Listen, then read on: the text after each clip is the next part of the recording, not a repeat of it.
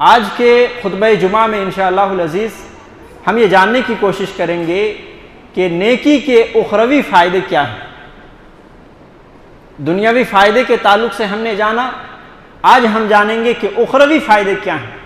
अगर हमारी ज़िंदगी में नेकियां रहें, अगर हमारे दामनों में हमने नेकियों को समेटा है और नेकी को समेटते आ रहे हैं, चाहे वो इबादात से ताल्लुक़ रखे या मामलात से ताल्लुक़ रखे या माशियात से ताल्लुक़ रखे या सियासियात से ताल्लुक़ रखे, हर चीज़ से अगर हम मारूफ तरीके से कोई भी काम करते हैं वो नेकी का काम है। तो नेकी करने से फ़ायदे क्या हैं? मुअज़्ज़ज़ सामीईन किराम, हम और आप अच्छी तरीके से जानते हैं आखिरत के मंजिलों में सबसे पहला मंजिल कब्र है। एक रिवायत है मुस्तदरक हाकिम के अंदर और इसी तरीके से सुनन इब्न माजा के अंदर भी रिवायत मौजूद है। इमाम अलबानी रहमहुल्लाह ने सही करार दिया है। कहते हैं कि हज़रत उस्मान बिन अफ़्फ़ान रज़ी अल्लाह अन्हु जो दामाद रसूल हैं, ज़ुन्नुरैन हैं, अशराए मुबशरा में से हैं, बड़ी फजीलत और बहुत बड़ी शख्सियत हैं हज़रत उस्मान बिन अफ़्फ़ान रज़ी अल्लाह अन्हु। उनके बारे में आता है कि जब वो कब्र के पास खड़े होते तो ज़ारो क़ितार रोते थे, आंखों से ऐसे आंसू बहते थे कि उनकी दाढ़ी मुबारक तर हो जाती थी, इस कदर रोते थे। पूछने वाले ने पूछा कि आपके यहाँ जन्नत व जहन्नम का तज़किरा किया जाता है तो आप इस कदर नहीं रोते, क्या वजह है कि कब्र में खड़े होते हैं या ये कि कब्र का तज़किरा आप सुनते हैं तो इस कदर रोते हैं? हज़रत उस्मान बिन अफ़्फ़ान रज़ियल्लाहु अन्हु ने कहा कि मैंने रसूलुल्लाह सल्लल्लाहु अलैहि वसल्लम को फरमाते हुए सुना, इन्ना रसूलुल्लाह सल्लल्लाहु अलैहि वसल्लम क़ाल, रसूलुल्लाह सल्लल्लाहु अलैहि वसल्लम ने फरमाया कब्र जो है वो आखिरत की मंजिलों में सबसे पहला मंजिल है। इन्नल क़ब्र अव्वलु मनाज़िलिल आखिरा, कि आखिरत की मंजिलों में सबसे पहला मंजिल है और जो शख्स उसमें नजात पा गया उसके बाद के सारे मराहिल उसके लिए आसान हो जाएंगे, और जो शख्स वहां पे नजात नहीं पाया, वहां फंस गया, तो बाद के सारे मराहिल उसके लिए सख्त तरीन हो जाएंगे, मुश्किल तरीन हो जाएंगे। और हजरत उस्मान बिन अफ़्फ़ान रज़ियल्लाहु अन्हु कहते हैं कि अल्लाह के रसूल सल्लल्लाहु अलैहि वसल्लम से मैंने ये भी कहते हुए सुना है, वक़ाल नबी सल्लल्लाहु अलैहि वसल्लम मा रअयतु मंदरन क़त इल्ला वल क़ब्र अफ़ज़अ मिन्हु, कि मैंने कब्र से ज्यादा भयानक कोई मंजर नहीं देखा। यानी सबसे भयानक मंजर कब्र का है। अल्लाह के रसूल सल्लल्लाहु अलैहि वसल्लम से ये मैंने फरमाते हुए सुना है, इसीलिए मैं रोता हूँ। मुअज़्ज़ज़ सामीईन, हमें गौर करने की ज़रूरत है और हमें इस मौके पर अपने आप को झांकने की ज़रूरत है कि हमारा क्या मामला है, हमारा क्या रवैया है। मोहतरम सामीईन किराम, ये हदीस मुबारक सबसे पहली चीज़ जो खबर दे रही है वो ये कि आखिरत की मंजिलों में सबसे पहला मंजिल कब्र है। और हम देखें कि दुनिया के अंदर एक मिसाल के तौर पर आप फर्ज कर लें कि एक आदमी बीमार था, बीमार होने के बाद लोगों ने समझा कि वो इंतकाल कर गया है, हालांकि वो इंतकाल नहीं किया, और उसको कब्र में जाकर के दफन कर दिए गए। अब कब्र में उसको होश आती है तो वो क्या करेगा? सोचे जरा, क्या करेगा? वो वहां से बचने की कोशिश करेगा। और जाहिर सी बात है, एक आदमी के लिए वो कब्र की मट्टियों को उठाना, और बाद जगहों पर वो बम्बू डालते हैं, उसके बाद मट्टी डालते हैं, बाद जगहों पर वो पत्थर डालते हैं, वो जो सिल होते हैं वो सब चीज़ें डालते हैं, उसके बाद मट्टी डालते हैं। एक आदमी के लिए बहुत मुश्किल है उसको उठा करके ये करना। तो ऐसे मौके में वो घबरा जाएगा, वो परेशान हो जाएगा, वो बहुत मुसीबत ज़दा हो जाएगा। ये तो दुनिया की एक मिसाल मैंने दे दी कि एक जिंदा शख्स के ऊपर क्या हो सकता है। वही चीज़ होती है कि अगर आदमी मर जाए और मरने के बाद कब्र में पहुंच जाता है तो ऐसी सूरत में वो भयानक कब्र, जो अंधेरा कब्र होता है, और साथ ही साथ मुनकर नकीर एक अजीब तरीके से भयानक मंजर में वो जाहिर होते हैं और आते हैं। और मुस्नद अहमद के अंदर ये रिवायत मौजूद है कि उनके हाथों में बड़ा गुर्ज होता है, यानी बहुत बड़ा हथौड़ा होता है। वो देख करके आदमी की हक्की पक्की गुम हो जाए आदमी की जुबान से आवाज ना निकले, ऐसा भयानक मंजर होता है। अगर हमारी जिंदगी में नेक अमाल रहे तो सबसे पहला फायदा यह है कि अल्लाह रब्बुल आलमीन का करम यह होगा, अल्लाह रब्बुल आलमीन की मेहरबानी यह होगी कि उस वक्त हम इत्मीनान के साथ रहेंगे, उस वक्त हमें कोई खौफ लायक नहीं होगा, उस वक्त हमें कोई परेशानी लायक नहीं होगी। यह सबसे बड़ी फजीलत है मेरे भाइयों। सुनन इब्न माजा की रिवायत है, अल्लाह के नबी अलैहिस्सलातु वस्सलाम फरमाते हैं कि जब कोई शख्स कब्र में रखा जाता है तो कब्र में रखने के बाद लोग चले जाते हैं और फिर मुनकर नकीर वो आते हैं उसके सामने। फयुजलसुर रजुलु सालिहु फी कब्रिही, अगर वो नेक आदमी होता है तो उस नेक आदमी के कब्र से उस शख्स को मुनकर नकीर उठा देते हैं, बिठा देते हैं।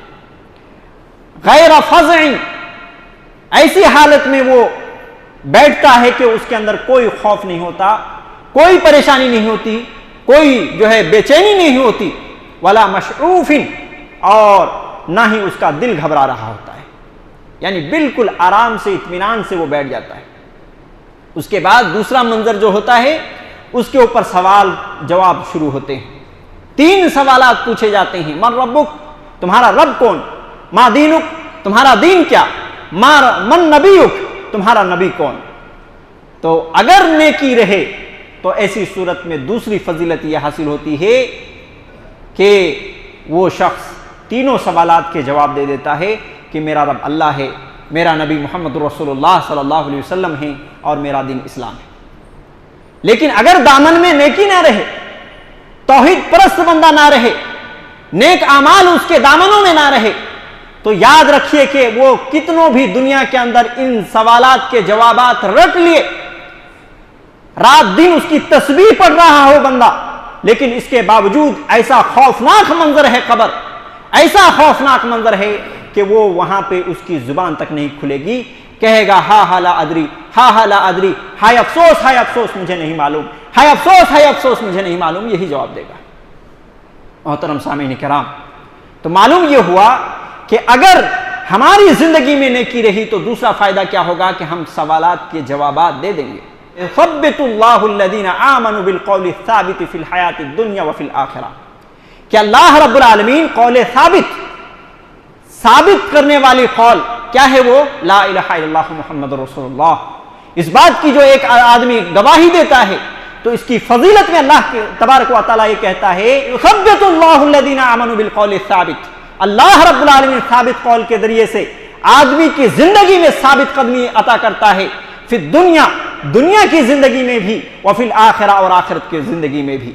सही बुखारी की रिवायत में अल्लाह के नबी अलैहिस्सलातु वस्सलाम फरमाते हैं कि यहां जो आखिरत की बात कही गई है, आखिरत से मुराद अज़ाब कब्र है, कि जब उनको सवाल किया जाएगा उस वक्त अल्लाह रब्बुल आलमीन उसको साबित कदमी अता करेगा। ऐसे खौफनाक मंजर में अल्लाह रब्बुल आलमीन की तरफ से एक मेहरबानी होगी कि वो साबित कदमी रहेगा और इस तरीके से सवाल का जवाब दे देगा। उसके बाद जब सवाल का जवाब दे देगा तो दुनिया के इन्हीं नेकियों की फजीलत है मेरे भाइयों कि सबसे पहले कब्र को कुशादा कर दिया जाएगा। एक रिवायत के अंदर ताहद्द निगाह, जहां तक आदमी की निगाह पहुंचती है वहां तक उनकी कब्रें जो है कुशादा कर दी जाएगी, बड़ी कर दी जाएगी।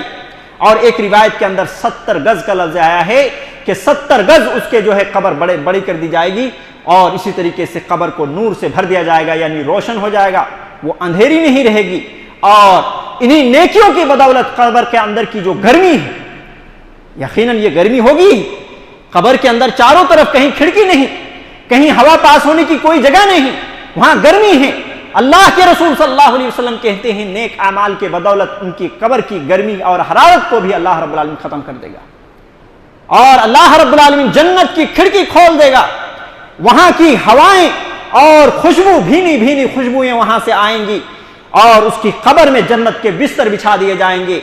और फिर कुछ ही लम्हों में एक हशाश व बशाश, बहुत खूबसूरत और बहुत खूबसीरत एक शख्स आएगा, खुशखबरी सुनाएगा।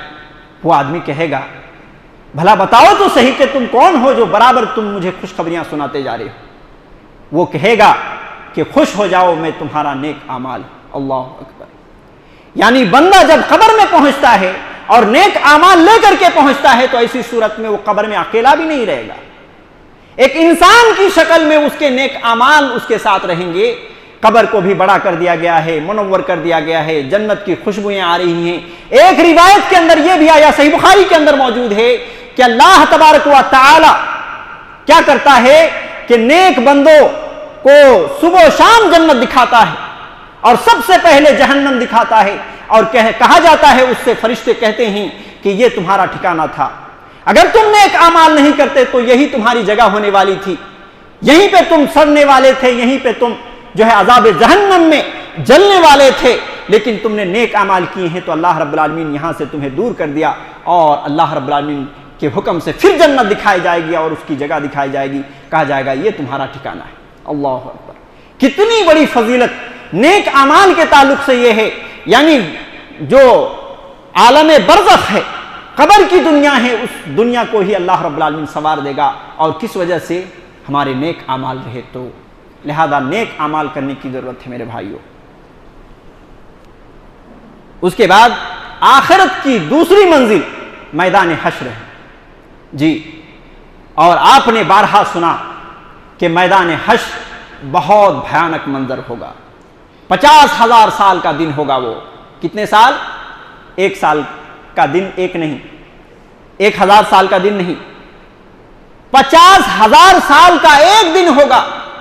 और यही वो दिन होगा कि जहां कोई साया नहीं होगा, ना कोई बिल्डिंग होंगे जिसके छत में हम साया हासिल कर सकते हैं, और ना ही कोई झाड़ होगा जिसके नीचे हम साया हासिल कर सकते हैं।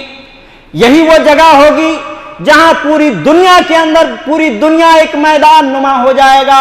सारे लोग नंगे धड़ंगे उठाए जाएंगे और इतना खौफनाक मंजर होगा, लोगों को अपनी जान की इस कदर पड़ी रहेगी, नफ्सी नफ्सी का यह आलम होगा कि एक दूसरे को देखने की फुर्सत तक नहीं होगी। दुनिया का कौन सा ऐसा दिन होगा, कौन सी ऐसी मुसीबत होगी कि जहां एक आदमी आपके सामने से गुजरे, या ये कि आपके सामने हो, आपके मुसीबतों के पहाड़ टूट पड़े हों आपके ऊपर और आपका ध्यान उसके ऊपर ना जाए। लेकिन क़यामत का दिन इतना भयानक मंजर होगा मेरे भाइयों कि लोग नंगे धड़ंगे होंगे, सारे लोग बगैर मख्तून और नंगे धड़ंगे होने के बावजूद उसको फुर्सत इस बात की नहीं होगी कि वो सामने वाले को देखे। ये इस कदर मंजर होगा। अल्लाह रब्बुल आलमीन ने सूरह हज के अंदर इसका एक मंजर का नक्शा खींचा।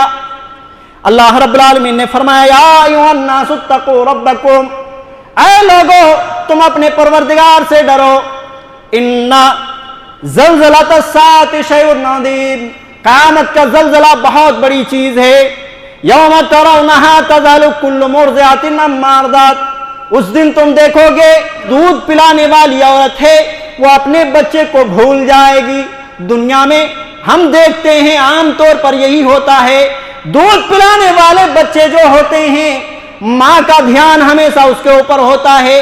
कोई भी मशगूल किसी काम में वो बिजी हो, घर का काम काज कर रही हो, मगर थोड़ा सा वो रोने लगे तो ऐसी सूरत में सारा काम छोड़ छाड़ करके वो बेटे के पास पहुंच जाती है और दूध पिलाना शुरू कर देती है। अल्लाह रब्बुल आलमीन ने क़यामत का मंजर ये बयान किया कि एक औरत जो दूध पिलाने वाली होगी वो अपने बच्चे को तक भूल जाएगी। इस कदर मंजर होगा। और आगे अल्लाह रब्बुल आलमीन ने इससे भी बड़ा मंजर बयान किया, वतज़अउ कुल्लु ज़ातिन हम्लिन हम्लहा, हर हमल वाली औरतें अपना हमल गिरा देगी, उसको होश तक नहीं होगा, उसको कोई खबर तक नहीं होगी। ये दिन होगा मेरे भाइयों। कोई दुनिया की कोई भी मुसीबत, एक औरत ही उस मुसीबत को जानती है जब वो बच्चे को जन्मती है, और उस मुसीबत के सामने दुनिया का कोई भी मुसीबत उसके सामने झींच है, छोटा। लेकिन क़यामत का दिन इतना सख्त दिन होगा कि जिस दिन एक औरत हमल गिरा देगी उसको कोई खबर तक नहीं होगा। अल्लाह रब्बुल आलमीन मजीद बयान करता है, कहता है, वतरन्नास सुकारा, लोगों को तुम नशे की हालत में देखोगे, वमा हुम बिसुकारा, लेकिन हकीकत हाल यह है कि वो नशे में नहीं है। वलाकिन अज़ाबल्लाहि शदीद, लेकिन अल्लाह रब्बुल आलमीन का अज़ाब भी बड़ा सख्त है। वो दिन ही बड़ा सख्त है जिसकी वजह से तुम देखोगे लोगों को कि वो नशे की हालत में और दिख रहे हैं, मगर वो नशे की हालत में नहीं होंगे। इस कदर शदीद दिन होगा मेरे भाइयों। और यही वो दिन है कि सूरज की गर्मी इस कदर होगी, सही रिवायत के अंदर आया है कि आदमी अपने ही पसीनों से डूब रहा होगा, कोई टखनों तक, कोई घुटनों तक, कोई कमर तक, कोई सीने तक, कोई मुंह तक डूब रहा होगा। और क्या ख्याल है आपको कि जब इंसान के पसीने इस कदर छूट रहे हों और सूरज बिल्कुल करीब 1 मील की दूरी में हो, आपके जिस्म से इस कदर पसीना बहाएगी, तो क्या वो सूरज उस पानी को गर्म नहीं करेगी? क्या हालत होगी? मौजूद सामीन किराम, वहां 3 चीजों की जरूरत है। पहली चीज कि जो आदमी के दिल में खौफ होगा, और यह खौफ भी इस कदर होगा मेरे भाइयों, उसको बयान नहीं किया जा सकता। अंबिया इकराम अलैहिस्सलाम भी खौफ से लर्ज़े बरसेंगे। फिर हम आवाम लोगों का क्या हाल होगा, जिनकी जो है दिन गुनाह से बीतते हैं और जिनकी रातें भी गुनाह से जो है मुलव्विस हैं, हमारा क्या हाल होगा? तो सबसे पहली जरूरत वहां पे क्या है कि अमन का होना, अमन का होना। दूसरी चीज क्या जरूरत है कि पानी का होना। आदमी जब उसको धूप लगती है, उसके पसीने निकलते हैं, तो ऐसी सूरत में पानी की जरूरत होती है, उसके गले खुश्क हो जाते हैं। और तीसरी चीज की जरूरत जो है वो है साया का होना। धूप अगर आपके जिस्म के ऊपर, बॉडी के ऊपर, जहां आपके कोई कपड़े भी ना हो, कपड़े भी जिस्म के अंदर नहीं है, बिल्कुल आप बरहना हैं, नंगे हैं, और ऐसी सूरत में चिलचिलाती हुई धूप आपके जिस्म पर पड़ रहा हो, तो ऐसी सूरत में तीसरी चीज की जरूरत क्या है? साये का होना। और मौजूद सामीन, ये तीनों चीजें हैं क़यामत के दिन। जी, तीनों चीजें हैं। अमन किनको मिलेगा? अल्लाह रब्बुल आलमीन सूरह बकरा के अंदर इस कदर नक्शा खींचा है, ऐ लोगों, क़यामत के दिन तुम अमन चाहते हो, अगर तुम परेशानियों से मुक्ति चाहते हो, परेशानियों से नजात चाहते हो, अगर तुम चाहते हो कि तुम्हें कोई गम ना हो, तुम्हें कोई खौफ ना हो, तो आओ मैं तुम्हें नुस्खा सिखाता हूं। अल्लाह रब्बुल आलमीन कहता है, इन्नल्लज़ीना आमनू व अमिलुस्सालिहात, कि जो लोग ईमान लाए और नेक अमाल किए, व अक़ामुस्सलाह, नमाज कायम किए, व आतुज़्ज़का, ज़कात की अदायगी किए, लहुम अज्रुहुम इंदा रब्बिहिम, ऐसे लोगों का अज्र अल्लाह रब्बुल आलमीन के पास है। वला खौफुन वला हुम यहज़नून, और उनको क़यामत के दिन ना किसी किस्म का खौफ होगा और ना ही किसी किस्म के गम होंगे। लिहाजा मालूम हुआ कि क्या करना है? नेक अमाल करने। अगर दुनिया के अंदर हमारे नेक अमाल रहे, ईमान के साथ साथ नेक अमाल रहे, नेक अमाल में नमाज की पाबंदी रही, नेक अमाल में ज़कात की अदायगी रही, नेक अमाल में अच्छे अखलाक रहे और इस तरह के दीगर काम रहे, तो ऐसी सूरत में अल्लाह रब्बुल आलमीन हमारी आखिरत को संवार देगा। हमारे मैदान हश्र के तमाम किस्म के खौफ हमारे दिलों से जाता रहेगा, हमारे तमाम किस्म के गम हमसे दूर हो जाएंगे। दूसरी चीज का भी इंतजाम अल्लाह रब्बुल आलमीन ने किया है, और वो है हौज़े कौसर का पानी। सही हदीस के अंदर इस बात को बयान किया गया है, अल्लाह के रसूल सल्लल्लाहु अलैहि वसल्लम बयान करते हैं कि जिस शख्स को हौज़े कौसर का पानी मिल जाएगा, एक मर्तबा वो पानी पी लेगा, क़यामत के 50,000 साल के दिन जो होंगे, उतने बड़े दिन में भी उसको कोई किसी किस्म की जो है प्यास नहीं लगेगी। लिहाजा प्यास से भी आदमी महफूज। कब? नेक अमाल, उसके लिए भी नेक अमाल की जरूरत है मेरे भाइयों। और तीसरी चीज, साये का भी इंतजाम अल्लाह रब्बुल आलमीन ने किया है, मगर 7 किस्म के लोग अल्लाह रब्बुल आलमीन के साये में होंगे या अल्लाह रब्बुल आलमीन के अर्श के साये में होंगे। अगर हमें क़यामत के दिन तमाम परेशानियों से निजात पाना है, अगर हमें क़यामत के दिन अपने खौफ और गमों से निजात पाना है, क़यामत के दिन अपने आप को अपने पसीनों से सराबोर होने से निजात पाना है, तो ऐसी सूरत में इन 7 किस्मों में से किसी एक किस्म के भी आदमी हम बन जाएं। जी, सही बुखारी सही मुस्लिम की रिवायत है, अल्लाह के नबी अलैहिस्सलातु वस्सलाम बयान करते हैं, सबअतुन युदिल्लुहुमुल्लाहु फी दिल्लिही यौम ला दिल्ला, 7 किस्म के लोग अल्लाह रब्बुल आलमीन के साये में होंगे, जिस दिन उस साये के अलावा कोई साया नहीं होगा। लिहाजा ज़रूरी है कि नहीं कि 7 किस्मों में से एक किस्म हम बने। कोशिश करें मेरे भाइयों, ये दुनिया तो हम देख रहे हैं, अपने मुशाहिदे के अंदर है कि हर कोई आ रहा है और जा भी रहा है।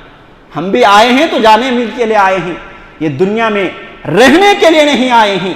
लिहाजा अगर हम ये चाहते हैं कि क़यामत के उस भयानक दिन से हम जो है नजात पा जाएं और मुसीबतों से दूर हो जाएं, तो ऐसी सूरत में इन 7 किस्मों में से एक किस्म बनना जरूरी है। अल्लाह के नबी अलैहिस्सलातु वस्सलाम पहली चीज बयान की, कहा इमामुन आदिल, अदलो इंसाफ करने वाला हुक्मरां, अदलो इंसाफ करने वाला काजी, अदलो इंसाफ करने वाला जज, अदलो इंसाफ करने वाला सरदार, अदलो इंसाफ करने वाला अमीर, ये सारे लोग आ जाएंगे इसके अंदर। अगर वो इंसाफ से लोगों के दरमियान फैसला करता है, अदल से सारे चीजों के मसाइल निकालता है, तो ऐसी सूरत में ऐसे शख्स को अल्लाह रब्बुल आलमीन क़यामत के दिन अपने साया अता करेगा। दूसरे किस्म के वो लोग जो इसको अल्लाह के रसूल सल्लल्लाहु अलैहि वसल्लम ने बयान किया, वशाबुन नशअ फी इबादतिल्लाह, जिन्होंने अपनी जवानी को अल्लाह की इबादत में गुजारी हो, जिन्होंने अपनी जवानी को अल्लाह की इबादत में गुजारी हो, मालों के पीछे नहीं गुजारी, लड़कियों के पीछे नहीं गुजारी, अय्याशी के पीछे नहीं गुजारी, शराब की बोतलों में अपनी वक्त को और अपनी जवानी को नहीं गुजारे, बल्कि अल्लाह रब्बुल आलमीन की इबादत में जो शख्स गुजारेगा अपनी जवानी को, जो हुक्म अल्लाह और उसके रसूल ने दिया है उस अहकाम की पैरवी करेगा जो शख्स, ऐसे लोगों को अल्लाह रब्बुल आलमीन अपना साया अता करेगा। और क्यों ना अता करे, जब जवानी होती है आदमी की, उसकी रगों में खून दौड़ता है, उसकी ताकत भरपूर होती है, जो रास्ता चाहे वो इख्तियार कर सकता है, जिस रास्ते को चाहे वो बना सकता है। लेकिन अल्लाह रब्बुल आलमीन के नेक बंदे तमाम अय्याशी के चीजों को छोड़कर, तमाम अय्याशी के चीजों को छोड़कर अपनी जवानी को अल्लाह की इबादत में गुजार दे, तो क्यों ना अल्लाह रब्बुल आलमीन उसके ऊपर मेहरबान होगा, क्यों ना अल्लाह रब्बुल आलमीन उसके ऊपर रहम का मामला करेगा। अल्लाह रब्बुल आलमीन ऐसे जवानों को और ऐसे बूढ़ों को जिन्होंने अपनी जवानी अल्लाह की इबादत में गुजारी है, ऐसे लोगों को अता करेगा। तीसरे किस्म के वो लोग जिसको अल्लाह के नबी अलैहिस्सलातु वस्सलाम ने बयान किया है, वरजुलुन कल्बुहु मुअल्लकुन फिल मसाजिद, कि जिस शख्स के दिल मस्जिद के साथ लटके हुए हों, यानी नमाज की पाबंदी जिसके ऊपर है, ऐसे इंसान भी कल क़यामत के दिन अल्लाह रब्बुल आलमीन के साये में होंगे, कि जो मस्जिद में उनका दिल इस कदर लटका हुआ है कि एक नमाज पढ़ता है, दूसरी नमाज का इंतजार करता है। ज़ोहर पढ़ा, असर का इंतजार है, असर पढ़ी, मगरिब का इंतजार है, मगरिब की नमाज पढ़ ली, इशा का इंतजार है। ये जो एक नमाज के बाद दूसरे नमाज का इंतजार करना, ये बहुत बड़ी फजीलत है, और ये इंतजार वही शख्स करेगा जो नमाजों में पाबंदी करेगा। नमाजों में पाबंदी नहीं तो मेरे भाइयों, ना दुनिया हमारी बन सकती है ना आखिरत बन सकती है। तो अगर हम ये बनाना चाहते हैं, आखिरत में उन तमाम परेशानियों से नजात होना चाहते हैं, तो ऐसी सूरत में तीसरा नुस्खा अल्लाह के नबी अलैहिस्सलातु वस्सलाम ने बयान किया, वरजुलुन कल्बुहु मुअल्लकुन फिल मसाजिद, वो आदमी जिसका दिल मस्जिद से लटका हुआ हो। और चौथा किस्म का वो आदमी, वो 2 आदमी जिनकी दोस्ती आपस में इस वजह से हो कि अल्लाह रब्बुल आलमीन के लिए दोस्ती करते हैं, यानी ऐसे 2 दोस्त जिसकी दोस्ती की बुनियाद अल्लाह रब्बुल आलमीन के ऊपर है। अगर तुम दीन के ऊपर जमे हुए हो तो तुम मेरे दोस्त हो, अगर तुम दीन से फिर गए, अगर दीन से सुस्ती तुम्हारे जिंदगी में आ गई, तो तुम्हारा हमसे कोई वास्ता नहीं। ऐसे दोस्त जी, आज हम कैसी कैसी दोस्ती करते हैं, मफाद परस्त बहुत हम हो गए। आदमी मफाद पाने के लिए जो है दोस्तियां करते हैं। ऐसे दोस्त बना ले मेरे भाइयों। और खुसूसी तौर पर मैं ये कहता हूं कि जो लोग आपको लगे कि वो दीन के ऊपर पाबंद है, दीन के ऊपर पाबंद है, अल्लाह के दीन की नश्र व इशाअत, दीन के ऊपर अमल और इस तरह से हुस्न अखलाक का मुजाहरा कर रहे हैं, ऐसे लोगों से आपको दोस्ती करना जरूरी है। ऐसे लोगों के खिलाफ अगर बकेंगे ना तो आपके ऊपर वबाले जान बन जाएगी, क्योंकि वो अल्लाह के वली हैं और अल्लाह के वली से दुश्मनी अल्लाह रब्बुल आलमीन के साथ दुश्मनी है।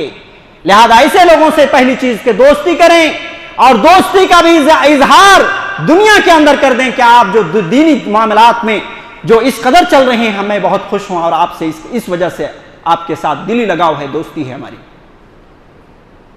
मालूम है सही बुखारी के अंदर एक रिवायत आई है, अल्लाह के नबी सल्लल्लाहु अलैहि वसल्लम ने ऐसे लोगों को कामिल ईमान की गवाही दी है कि ऐसा बंदा कामिल ईमान कामिल मोमिन है कि जो अल्लाह के साथ, अल्लाह के लिए लोगों से दोस्ती करे, अल्लाह के लिए लोगों से बुग़्ज़ रखे, दुश्मनी रखे, अल्लाह ही के लिए किसी को दे और अल्लाह ही के लिए किसी को देने से रुके। मन अहब्ब लिल्लाहि व अबग़ज़ लिल्लाहि व आता लिल्लाहि व मना लिल्लाहि फ़क़द इस्तकमल ईमान। अगर ये चार खूबी आ गई तो अल्लाह के नबी सल्लल्लाहु अलैहि वसल्लम कहते हैं कि उसने अपने ईमान को मुकम्मल कर लिया। तो मुअज़्ज़ज़ सामीन, तो ये चीज है कि हम दोस्ती करें, लेकिन ऐसे लोगों से दोस्ती जो दीन के ऊपर पाबंद हैं, दीन के, अल्लाह रब्बुल आलमीन से मोहब्बत करने वाले हैं, रसूल से मोहब्बत करने वाले हैं, दीन को अपना जो है अपना ओढ़ना बिछौना बनाए हुए हैं, ऐसे लोगों से दोस्ती करें। ऐसे लोगों की दोस्ती क़यामत के दिन काम आ जाएगी। अल्लाह के नबी अलैहिस्सलातु वस्सलाम कहते हैं, व रजुलान तहाब्बा फिल्लाह इज्तमा अलैहि व तफर्रक़ा अलैहि।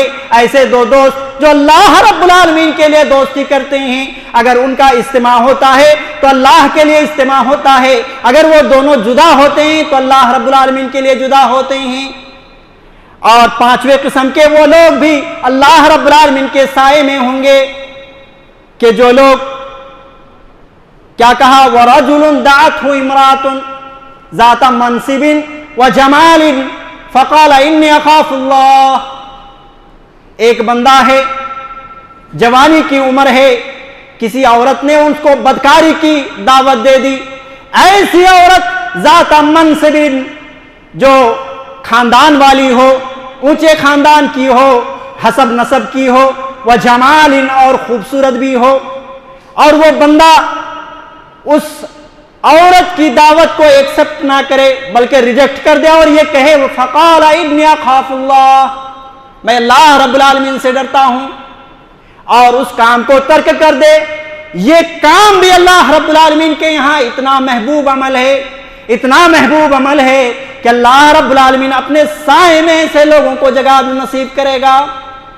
हज़रत यूसुफ अलैहिस्सलातु वस्सलाम की जिंदगी हम तमाम नौजवानों के लिए और जवानों के लिए आइडियल और नमूना है, जो उन्होंने अल्लाह के खौफ में, वो एक बादशाह की बीवी जो खूबसूरत भी थी, खूबसूरत भी थी, सारी चीजों में भरी हुई थी, नाजो नेमत में भरी हुई थी, इसके बावजूद उन्होंने रिजेक्ट किया था।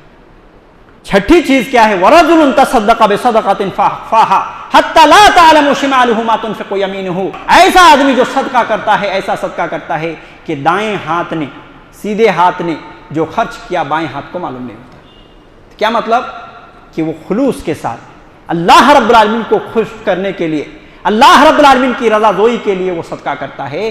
तो अल्लाह रब्बुल आलमीन खुलूसियत के साथ जो सदका करता है, दिखावे के लिए नहीं करता, शोहरत पाने के लिए नहीं करता, ऐसे लोगों को भी अल्लाह रब्बुल आलमीन क़यामत के दिन अपने साए में जगह दे देगा।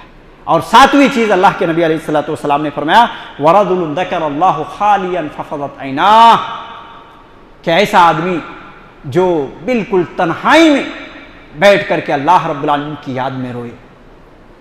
कभी जिंदगी में कर लें मेरे भाई,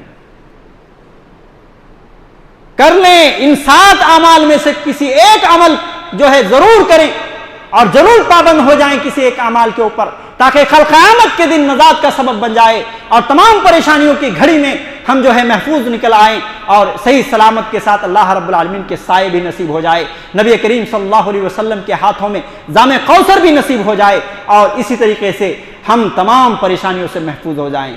वरजुलुन ज़करल्लाहु खालियन फ़फ़ज़त ऐनाह, के खाली वक्त में, रात के अंधेरे में किसी कोने में बैठ करके अल्लाह रब्बुल आलमीन को याद करके रोना, यह भी इतना बड़ा अमल है कि आदमी की आंखों से आंसू बह करके जमीन पर गिरते हैं। अल्लाह रब्बुल आलमीन को यह आंसू इतना महबूब है, इतना महबूब है कि अल्लाह रब्बुल आलमीन ऐसे लोगों को कल क़यामत के दिन अपने साए में जगह दे देगा। और जो लोग साए में होंगे, मालूम कितने आराम में होंगे, कितने में आराम में होंगे, इतने आराम में होंगे कि 50,000 साल का जो दिन होगा वो 50,000 साल उनको ऐसे मालूम होंगे जैसे कि सही हदीस के अंदर रिवायत मौजूद है, सुनन वगैरह के अंदर ये रिवायत है कि अल्लाह के नबी सल्लल्लाहु अलैहि वसल्लम कहते हैं कि जैसे आदमी असर की नमाज पढ़ने के लिए आए और नमाज पढ़ करके फारिग होकर के चले जाए। कितना टाइम लगता है आदमी को? लगेगा, कुछ टाइम लगा। इतना आराम में होंगे वो लोग कि उनको लगेगा ही नहीं कि 50,000 साल की जिंदगी हमने गुजार दी, यानी बहुत मुख्तसर लगेगी। ये क्यों लगेगी? क्योंकि वो आराम में होंगे। आदमी आराम में होता है, नेमतों में जी रहा होता है, तो ऐसी सूरत में क्या होता है कि 5 साल गुजर गए, ये तो कल परसों की बात है भाई, ऐसा लगता है। लेकिन मुसीबतों की घड़ी जो होती है वो गुजरती नहीं। बहरकैफ अल्लाह रब्बुल आलमीन हमें नेक अमाल करने की अल्लाह रब्बुल आलमीन तौफीक दे। इन 7 अमाल में से किसी एक अमल को करने की तौफीक दे। बातें बहुत सारी थी, इंशाअल्लाह फिर मज़ीद बातें आएंगी इसी हवाले से, नेकियों के फ़वाइद के ताल्लुक़ से। अल्लाह रब्बुल आलमीन हमें एक और नेक बनाए, दुनिया में रह करके अल्लाह रब्बुल आलमीन ज़्यादा से ज़्यादा नेकी कमाने की अल्लाह रब्बुल आलमीन तौफीक दे। हम सबों को दुनिया में भी कामयाबी की ज़िंदगी के साथ साथ आखिरत में भी अल्लाह रब्बुल आलमीन कामयाबी की ज़िंदगी नसीब फरमाए। आमीन। सल्लल्लाहु अलैहि व सल्लम मोहम्मद व आलिहि व सहाबिहि अजमईन व मन तबिअहुम बिइहसान इला यौम।